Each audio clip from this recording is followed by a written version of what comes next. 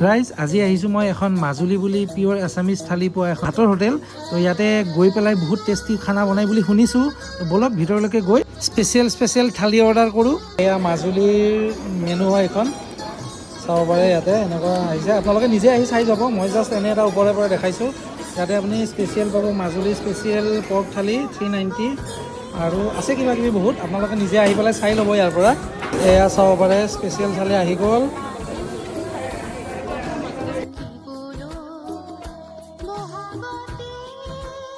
এইটো হৈছে special pork থালি হয় মাজুলী। কি খাইছে?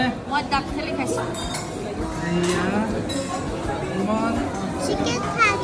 আৰু আমাৰ এখেতে খাইছে মটন আৰু এখেতত হৈছে থাল খালি।